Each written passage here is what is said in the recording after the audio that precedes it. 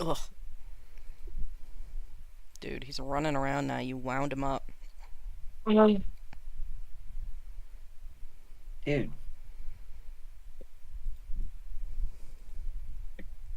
When the fuck does it go? Wesker, There we go.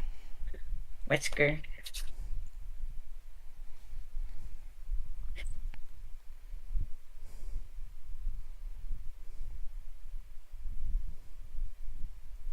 Wesker,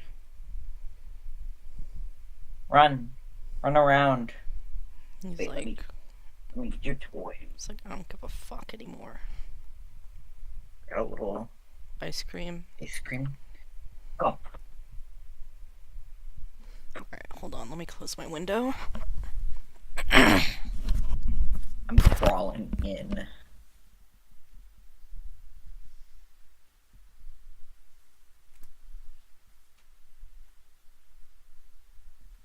I need to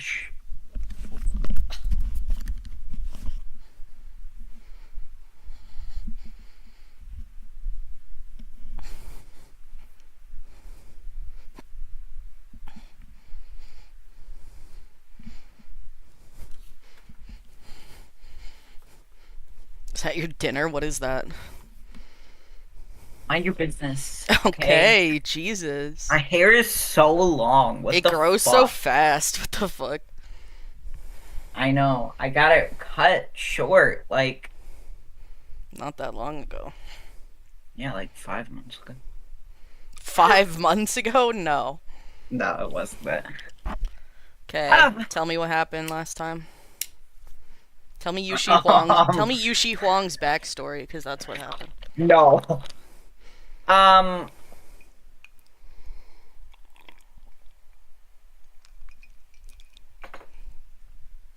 she killed herself. Why? Um, 'Cause she needed. I almost said she needed to take office. Um, she became the queen so that she could like. What's the word I'm thinking? Sacrifice? Yeah, it basically Substitute? sacrificed. Yeah, instead of the fuck ass king before that was fucking shit up, Yeah. right? Yep. So she did it, and she slit her throat. She slit her throat and she was bleeding out, and they laid her beside the Rainmaster, the old Rainmaster statue, and the Rainmaster sighed, and she ascended. And she was a princess of Yushi country, but she was like introverted, so they kind of just sent her off to go cultivate. And her cultivation consisted of a lot of physical hard labor. And it was Pei Ming and Ming Guang who came up with that whole scheme to get the emperor to kill himself.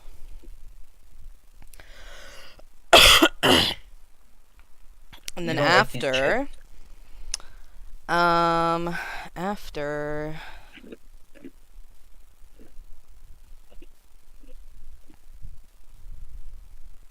okay, yeah, they were just, Ming Guang was telling this story to Hua Chung and Shilian while they were chilling in hammocks that Hua Chung just Lounging in pulled a out. hammock. Yeah. So that chapter ends. Thunder roared and lightning crackled. The new Rainmaster had ascended. As the tale drew to a close, Shilian mused. No wonder General Pei wore that expression when he saw the sword. So now we're on chapter 91, the last chapter in this book. Riding the black ox, flying hooves on Mount Tonglu. All right. Yulong was the sacred guardian sword that Yushi Huang had used to slash her own throat, so of course Pei Ming couldn't take it. It was certainly a holy weapon, but it was also a murderous one.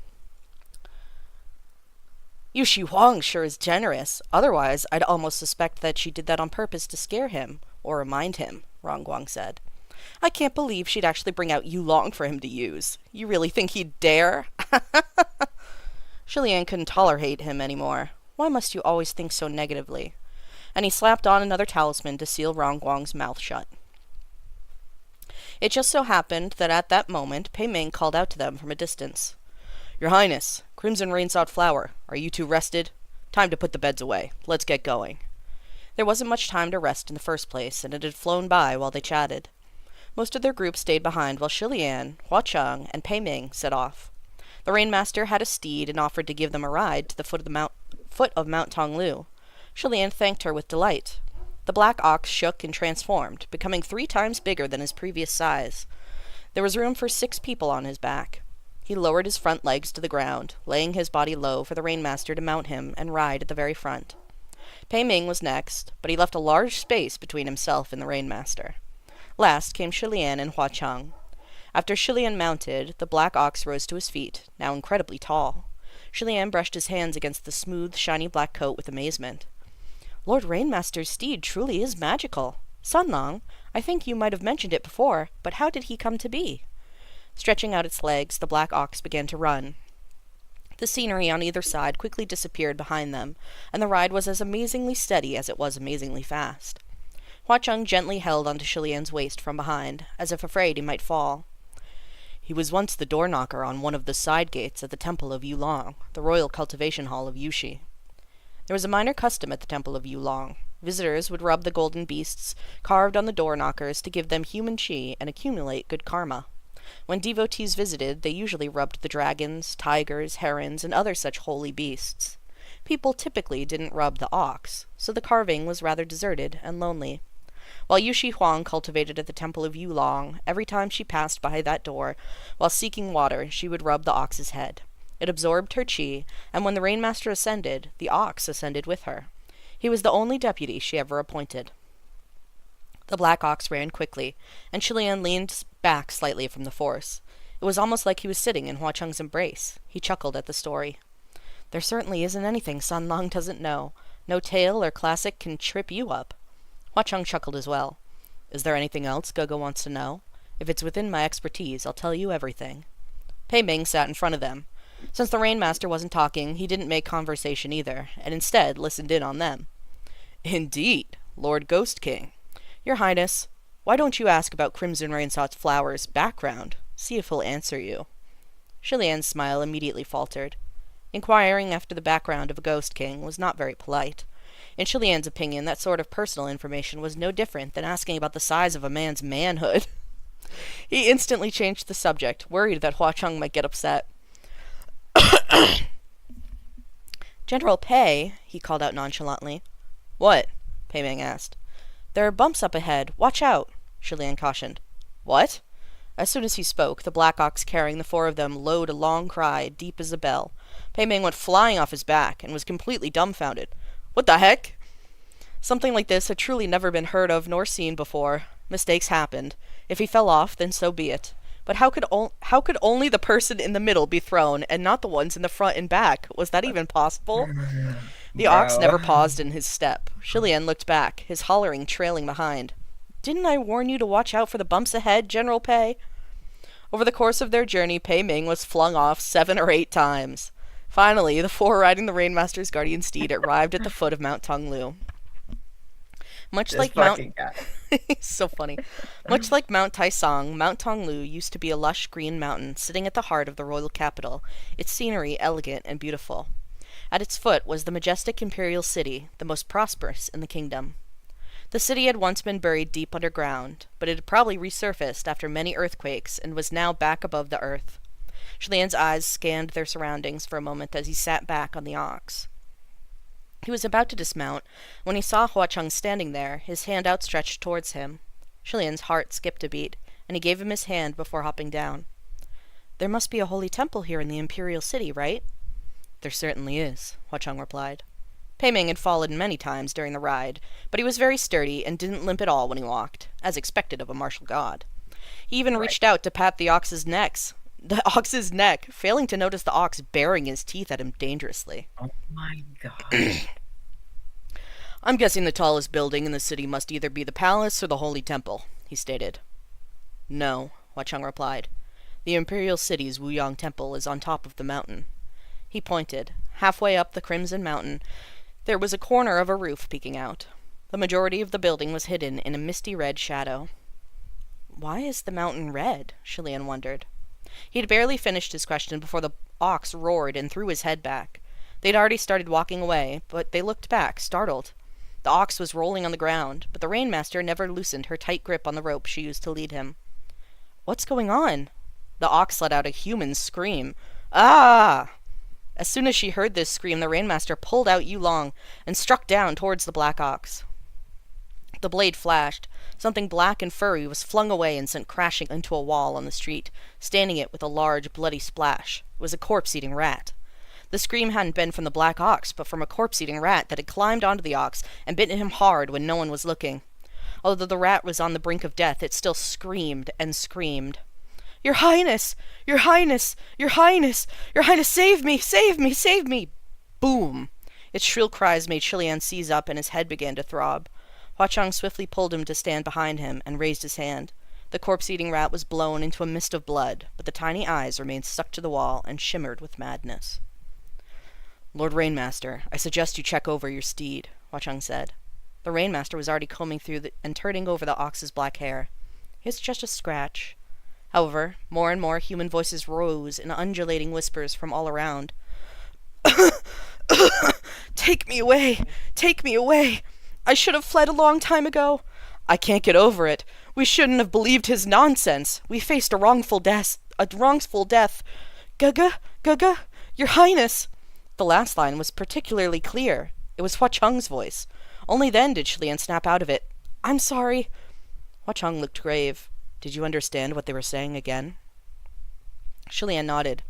Hua Chung reached out and covered his ears. "Stop listening to them. Those words weren't directed at you." Shilian was still tense, his head tingling. "I know," he managed to say.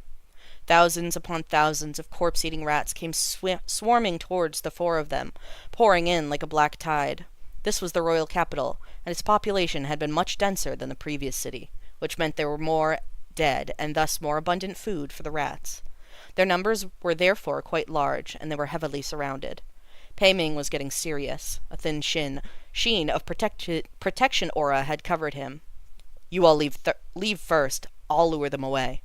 Before he could finish, the massive ocean of rats screeched and dashed towards him, but they brushed past him and continued running in one direction. He turned his head and saw that they were chasing after the Rainmaster. Without anyone noticing, the Rainmaster had remounted her black ox and was running in the opposite direction to distract the rats. The ox had already put a distance of a few dozen meters between them, but he wasn't going too fast. Just fast enough that the corpse-eating rats couldn't gain on them, but slow enough that they could keep him in sight. It was the perfect spacing to lead them away without letting them catch up. The Rainmaster called to them from the distance. "My lords, please continue onward. I can lead them away." As the Rainmaster rode her ox, she scattered fat white grains of rice along the way. Rats loved rice by nature, and it had been countless years since they last saw such succulent grains, so they swarmed after her. This was what Pei Ming had been planning to do, but the Rainmaster had once again stepped forward and robbed Pei Ming of his heroics. His expression was extremely conflicted. Hua Chung dropped his hands. "Gaga, let's go." Shilian's head throbbed whenever he heard the voices of those corpse-eating rats, and he was able to let out a breath of relief as the voices receded into the distance. He nodded in agreement, but Pei Ming turned to address them. "Hold on. You're just going to leave, just like that?" "Yeah," Hua Chung said. Pei Ming frowned. "What about the Rainmaster? She won't be able to handle this on her own. Isn't it reckless to run off?"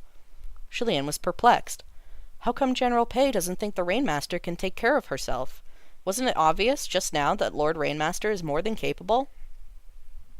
Pei Ming didn't seem pleased by the point he made, and he came to a decision.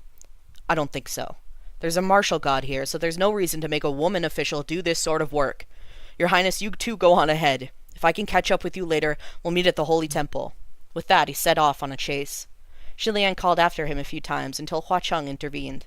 "Let's go, Gaga. Don't bother with him. He just can't stand by being protected by a woman and has to try to salvage his dignity." Without wasting any more time, they ran through the imperial city and past the multitudes of empty-shelled stone people towards the massive mountain. An hour later, they finally set foot on Mount Tonglu's slopes. The mountain looked like it was dyed the color of blood because all the trees on its slopes were red. They weren't maples, but they were the same fiery crimson color. It was indeed the color of blood, and Shilian could also faintly smell its thick stench. It seemed that, over the course of centuries, the plants here had feasted upon all the resentment and human blood that had soaked into the soil. The fourth Wu Yong temple had been built on a stone outcropping halfway up Mount Tonglu's slopes. This was how it escaped the misfortune of being swallowed by lava. It was the largest of the four temples, and also the best maintained. Within the halls there were many stone people, their poses and expressions all different. They had probably been temple attendants. The two ran straight for the grand hall. Sure enough, they saw a mural as soon as they entered. Let me drink.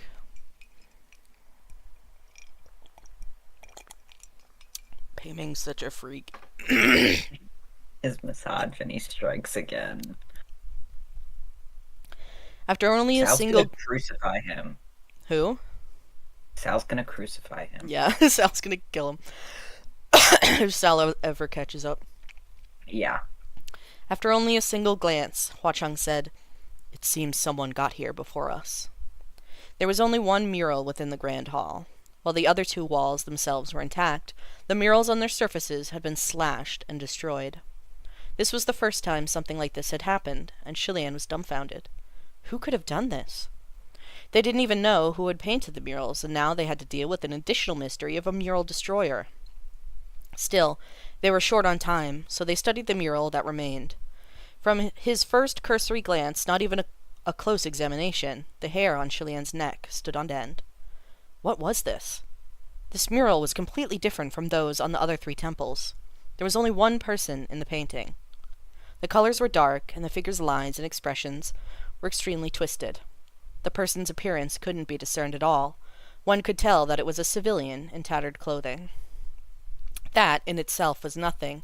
What had made Shilian shrink back in terror was the fact that the person appeared to be in excruciating pain. He had torn apart his clothing and exposed his flesh. And upon his body there were 3 faces, each one as contorted as his own. It was human face disease. Assaulted by such a shocking discovery, the black of this mural invaded Shilian's vision entirely. "It's the same," he mumbled. "It's exactly the same."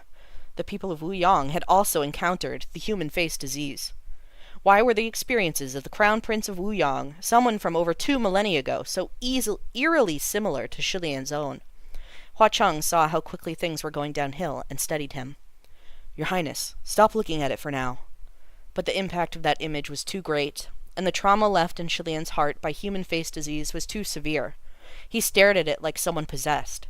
So Hua Cheng simply pulled Shilian over and pressed him into his embrace. The tone of his voice was firm but gentle. "All right, Your Highness, listen to me, listen to me." He paused briefly, then continued in a low voice. "You see, the previous murals have told their story chronologically.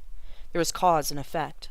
The last one had the Crown Prince of Wu Yong building a bridge to the skies, so the next one should depict an event that came right after. But this mural doesn't connect to the last one at all. The timeline doesn't make sense. Isn't that right?" Shilian came back to himself quickly and began to think. "You're right. There must be something missing in between. Something destroyed. Someone has destroyed the previous 2 murals before we got here." "If that person destroyed the other 2 murals, why didn't they destroy this one too?" Shilian asked. "Why did they leave it?" "There are 2 possibilities," Shilian said. "They might have thought that leaving this mural behind was inconsequential, that it didn't matter if it remained. They weren't concerned with us seeing it." "And the second possibility?" Hua Cheng asked. "The person actually did destroy all 3 murals, and this one was painted on afterwards, meaning it's a fake," Shilian said slowly. "Very right," Hua Cheng replied. "Why not think bigger? Maybe all the murals we've seen along the way were lies. We're already very close to the answer, so before we get there, don't start overthinking things on your own, all right?" After being buried in Hua Cheng's arms for so long, Shilian was able to finally, completely scrub the horrifying image of the mural from his brain. Only then did he realize the position the 2 of them were in. He quickly moved to pull himself away from the embrace. "How embarrassing, Sunlong. However, Hua Cheng didn't let him break away. He instead pulled him in closer, smiling as he did so. "Nothing to be embarrassed about, but..." He lowered his head. "There's actually a 3rd possibility." The bottom half of Shilian's face was still pressed into his shoulder, and Hua Cheng's voice was right next to his ear. It was extremely, extremely quiet, and no one could hear it except for Shilian himself. His breath hitched slightly as he heard Hua Cheng whisper, The third possibility is that the person wanted to destroy all the murals, but they couldn't finish in time. We came just as they were about to deal with the last one, which means they're hiding here in the Grand Hall right now. That's the end of the book. Well, dude, he had a panic attack. Oh, yeah, just wait. I expect nothing less. I want more. I want more. No, I'm edging. I'm edging. Why? We have to get to 100 by the time my Oh, I parents want to edge. leave. I want to Why? edge. Why?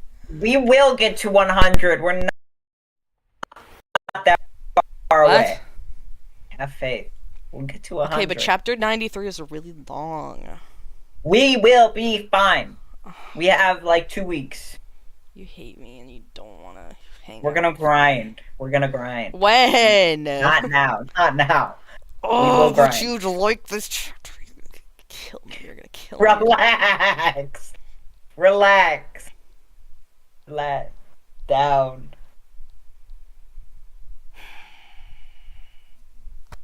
You hate me. Yeah, that's it.